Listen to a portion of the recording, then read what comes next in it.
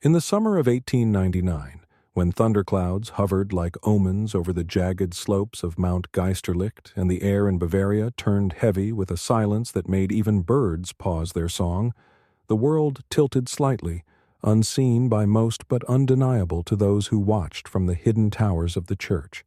It began with rumors, as most truths often do, small whispers rising from villages in the Black Forest and drifting northward toward Vienna, Rome, and Lyon. Peasants spoke of miracles performed not by bishops or prophets, but by common men and women, tailors, shepherdesses, a mute baker from Danzig, a widow from the Prussian coast, who suddenly collapsed in fields or during evening prayer, and awoke hours later speaking in languages no one living had heard, quoting texts not yet written, their palms slick with fresh blood and their feet blackened as if from long pilgrimages they could not recall.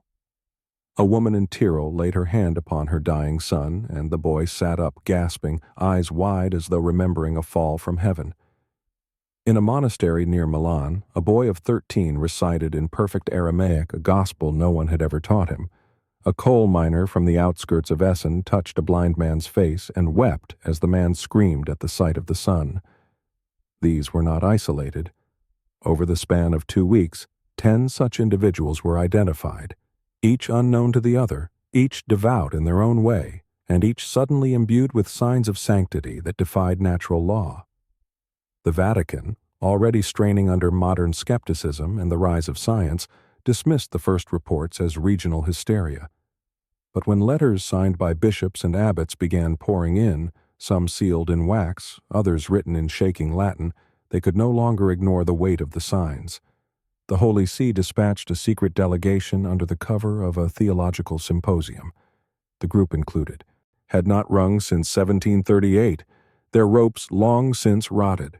On the 21st day, one of the Jesuits went mad, claiming the 10 were not saints, but vessels.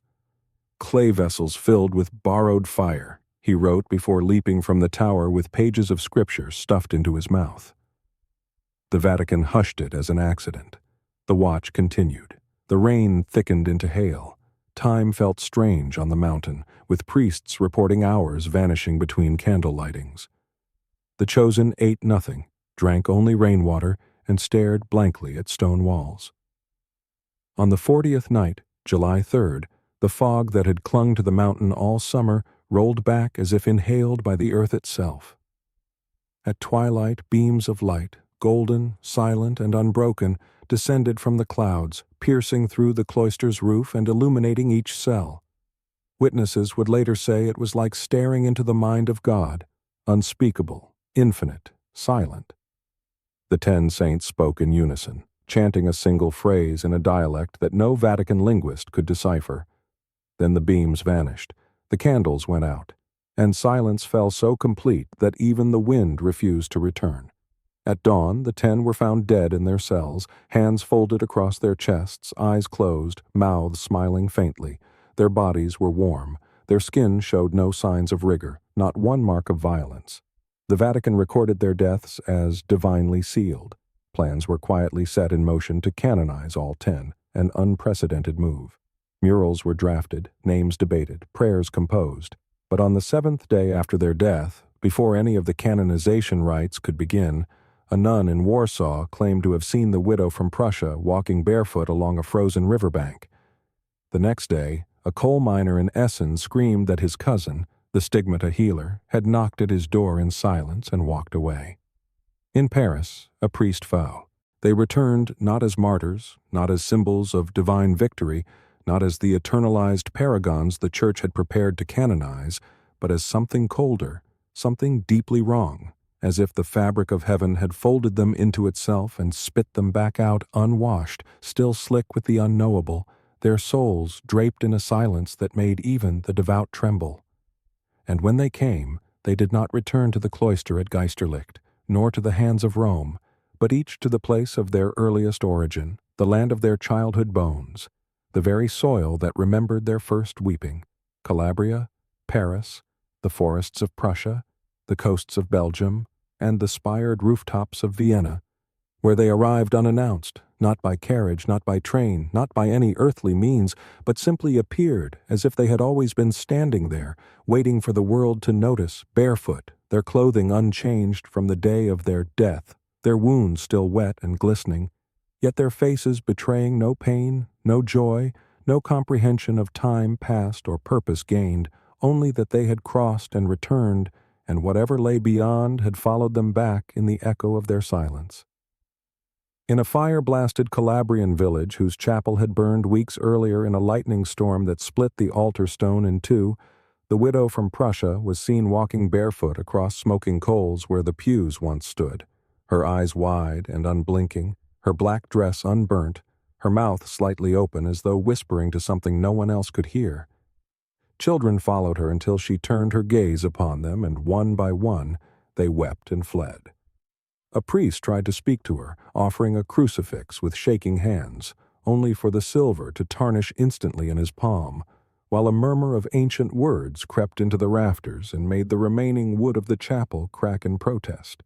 They called them the Silent Returned, and those 3 words, though hushed in cathedrals and never spoken in sermons, began to scrawl themselves across the consciousness of Europe like plague signs nailed to chapel doors. Silent because they spoke not a word since returning. Returned because they should not be walking, and thee because all else had become irrelevant. There were none like them, no category, no precedent, only this singular echo of something divine or damned, now embodied in 10 living relics the Church could neither claim nor condemn.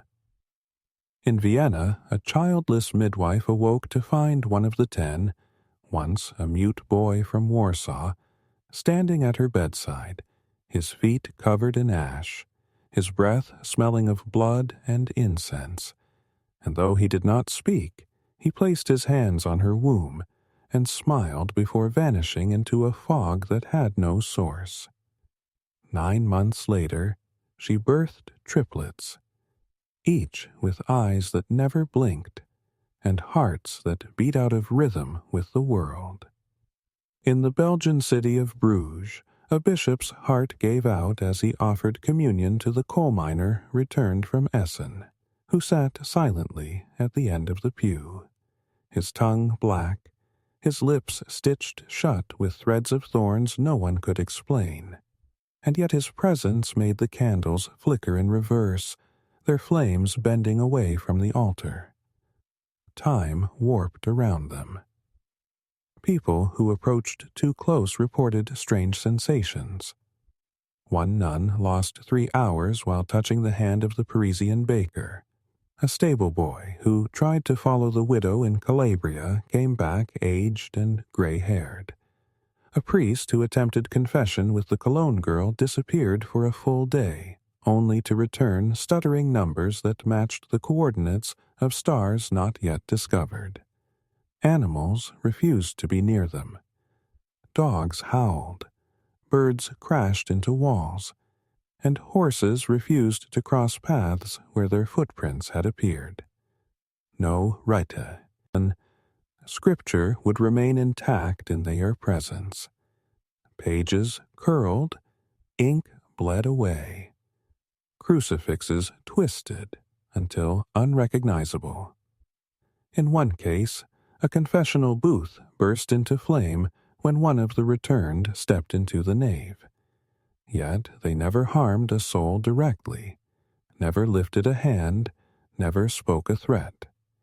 It was as if their very presence was enough, a whisper of judgment, or perhaps a residue of something older than judgment. A priest in Alsace wrote in his hidden diary, later discovered by his replacement, "I stood before the returned and saw not a man, but the absence of death. Not life either. Only something that had stepped beyond and brought the threshold with it." The Vatican, panicked now, sent out quiet orders. The 10 must be hidden, removed from public sight, not killed, for they would not die, but contained like fire beneath stone. Papal agents moved in darkness, taking the girl from Cologne, the boy from Warsaw, the coal miner, the widow, all of them, one by one, escorted in silence to places that do not appear on any map, where monks take no vows and the walls listen. But they did not struggle. They walked willingly, as if already knowing where they were going, as if it had already happened before. And in every city they passed through, lights flickered, clocks stopped, and a cold hush fell over the churches like a sudden mourning, though no bell was rung and no mass was said. The Pope himself, Leo XIII, is rumored to have seen one of them, brought into a private chamber by the Inquisitor of the Watch, under cover of candlelight, and was said to weep for hours afterward, refusing to speak or eat, claiming that heaven has locked its doors. From that point on, he forbade further canonizations for over a year. A sealed letter, addressed only to the successor of Peter, was written that day and locked in the Vatican's black vault. Its contents remain unknown. But the Opal, despite the silencing, did not forget. In taverns and farmhouses, in whispers at the end of Mass, the tales grew. 10 saints crossed into paradise and brought back proof that something waits on the other side, not angels, not devils, but something older, something forgotten by Scripture, whose language burns in the lungs of men, whose touch leaves no wound but hollows the soul. Some claimed they were no longer the same souls at all, but passengers wearing flesh that did not quite fit. Others believed they had seen the face of God, and that it was not a face made for love, but for silence, for judgment, for remembering everything mankind was never supposed to know. In remote parts of Italy, people began drawing the symbols the girl had etched in Cologne, believing they protected homes from the watchers. In northern France, children were warned not to speak aloud after midnight, lest the returned hear and answer in dreams. In Prussia, the site of the coal miner's last appearance was sealed off with salt and iron crosses, though no priest could explain why. These were not rituals of the Church, but of fear, of old instincts awakened. And through all this the Church did what it has always done when standing at the edge of the inexplicable. It turned inward, sealed the records, condemned no one, and hoped that time would turn fear into fable. But in the hearts of those who saw them, their glowing eyes, their bleeding hands, their trembling shadows, there remained a certainty colder than death. These 10 saints had walked through a door not meant to open, and in returning they did not come alone. Their silence was not emptiness, it was protection, or warning. By the first frost of 1900, when the skies over Rome turned the color of unwashed bone, and the pigeons refused to perch upon the spires of St. Peter's, the Vatican had already buried the truth deeper than the catacombs beneath its feet, issuing one final decree under the seal of the Congregatio Pro Doctrina, Fide, signed in silence by hands that trembled with something that was not quite fear and not quit, a guilt, but a strange fusion of both, an emotion reserved for men who believed they had glimpsed something no doctrine could cage. The 10 of Falkenmoor are not to be recognized as saints or servants of the Church. They are not to be named in liturgy, sermon, nor sanctified record. Their lives are annulled from memory. Their return is to be treated as void. They are not canonized. They are not condemned. They are sealed. And with that, Rome exhaled the greatest silence it had ever produced, a silence that would settle like volcanic ash over Europe, suffocating inquiry, blacking out records, and smothering the last embers of a miracle turned nightmare. A sanctity soured into something so profoundly alien that no word in Latin, or heaven, had room for it. The names of the 10 were stripped from parish registries, baptismal records were scrubbed, cemeteries were quietly corrected.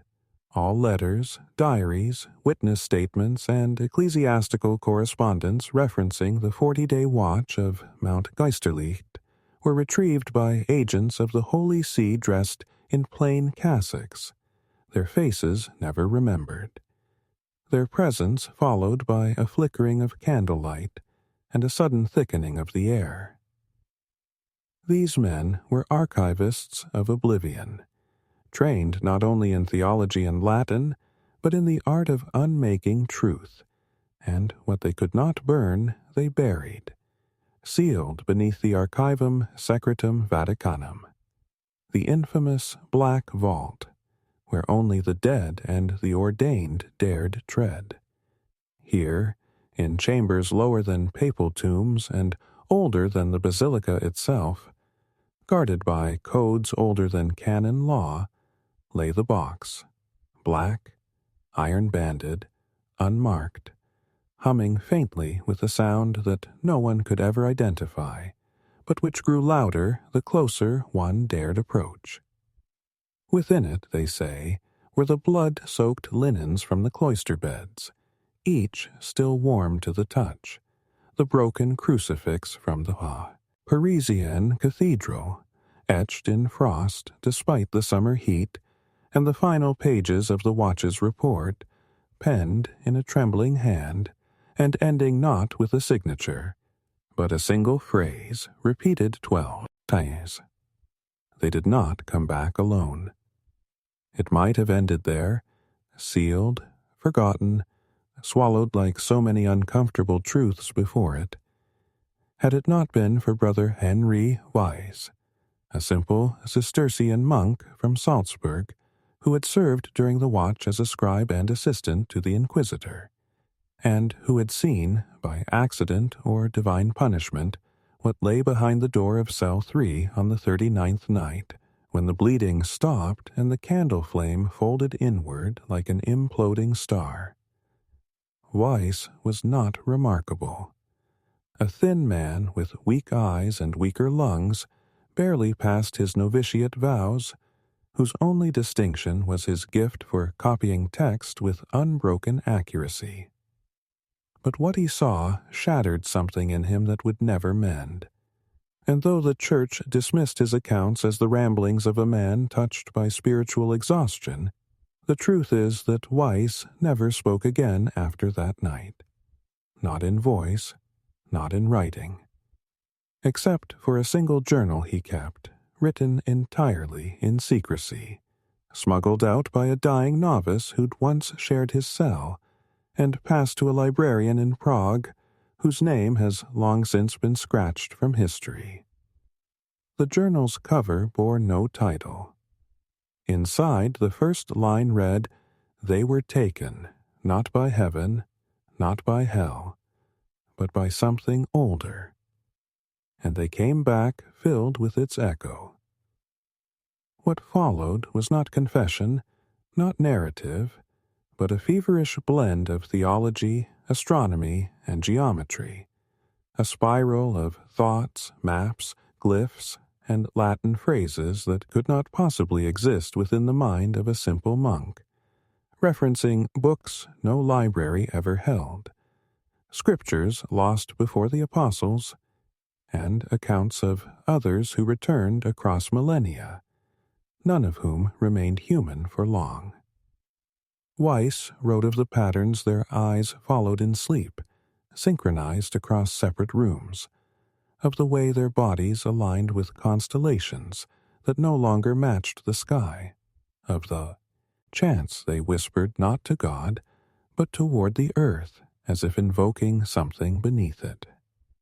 He warned that canonization was not a reward, but a doorway, A ritual of transmutation meant only for those whose flesh could contain the divine without rupture, and that by preparing all 10 at once, the Church had unintentionally enacted a rite of opening, one that welcomed something through.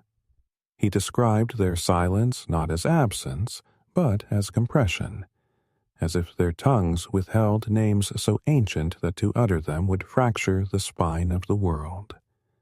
His final entry, dated the night before his disappearance, ended not with words, but with a smear of blood and a symbol carved into the paper with the stylus itself.